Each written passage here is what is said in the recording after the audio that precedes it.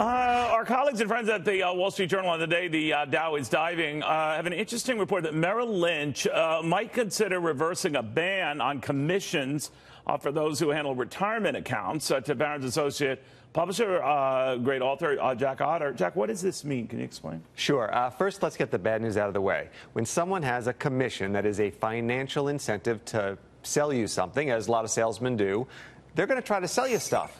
When it comes to investing, that's not always a good idea. They should be selling you only the things that are absolutely the best for Neil Cavuto, whoever their client is. So commissions are dangerous. Most people in this business are good and honest and will only do the right thing. But the law of numbers says some people are going to go in there and pushing things, products that their clients shouldn't have.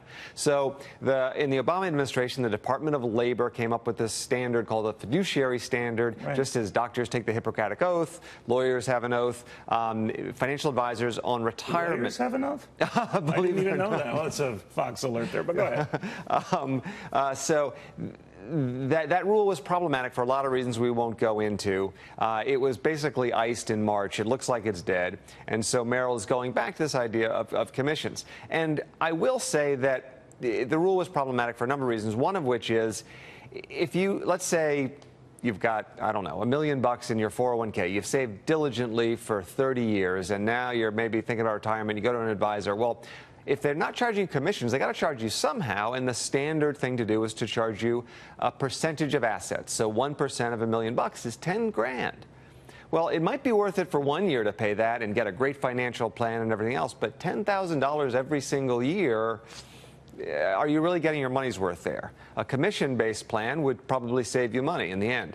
So I can see both sides of it. I think. Why do they need it now? These guys have been making money hand over fist. It's not as if they sorely need it. What they would tell you is that with the smaller clients, they don't have a good way, a good financial arrangement, so that everybody, you know, the broker makes a little bit of money and the client still gets good service. I think one of the better ways to go about this is an hourly fee. Now, people don't like writing a check. They'd rather not see it.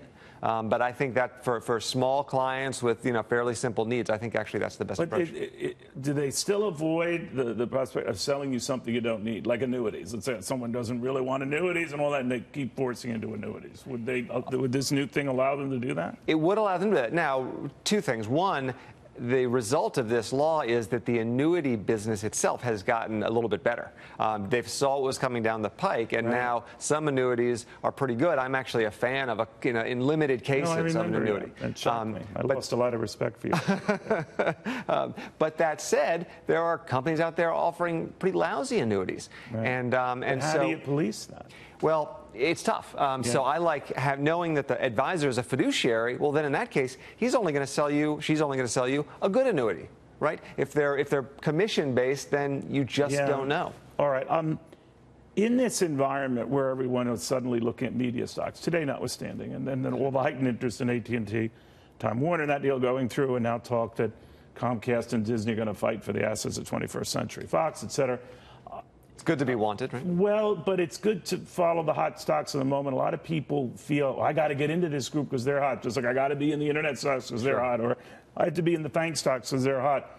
Now, you have a more kind of a calm approach to this. How do you advise people who just want to get in and out real fast to what's hot? Sure. Well, first of all, it's great that you want to get in because they're hot. Are you going to know when to get out because they're about to not be hot? Of course not.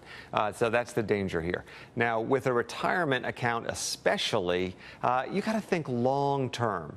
How many years is it until retirement for you? Are you sure that Google, Facebook, Amazon, and all those guys are still going to, Microsoft are still going to be the hot stocks then? Frankly, no, you're not, especially because the reason that this sector is so on fire is disruption. Yeah. AT&T isn't buying companies, media companies because, hey, they want to go to Hollywood. It's because they're worried about what the future brings. So do you recommend diversifying? I mean, you'd be richly rewarded for just buying technology and all that. The last few years, whether it's been fantastic. Fund that mimics the NASDAQ 100, what have you. How do you advise people to look at that and say, well, I think in this day and age, I should be disproportionately weighted in this sector or whatever? Well, guess what? You are. So if you own the S&P 500, 15% of your portfolio is just Facebook, Amazon, Apple, Microsoft, and what's the other A? Alphabet. Right. Those 5 stocks alone. So you don't have to go out and buy the stocks. You already own them in a diversified portfolio. And frankly, any more than 15% in 5 stocks is a little bit scary. So I recommend for most people just a simple index fund. In fact, not even the S&P 500, but the total market, say the Vanguard Total Market Index Fund, dirt cheap. You don't have to guess. If I guess, I would tell you Google has a wonderful moat. I think I see less chance of Google blowing up than maybe a Facebook where there's some potential vulnerabilities. But you know what? Don't bet your retirement on what my guess is or what your guess is. Right. Just diversify across those. And then, you know, I know a very conservative advisor who actually recommends his clients have a little bit of play money to invest. Right. And because what that does is that lets them get their excitement out there. It's a tiny portion of their portfolio. If they get it right, hey, it's a few extra bucks. If they get it wrong, it doesn't sink their retirement. See, I like to take all my risks with my kids' mutual funds. That's a good idea. I hope those Zimbabwe futures do well, but there's no way of knowing. They've got a long time horizon. If you Right. screw up, you know, they'll still be okay. I always tell them, your mother and I are keeping everything. All right, Jack Otter, thank you very, very much. A great read on these things. The Barron's Associate publisher.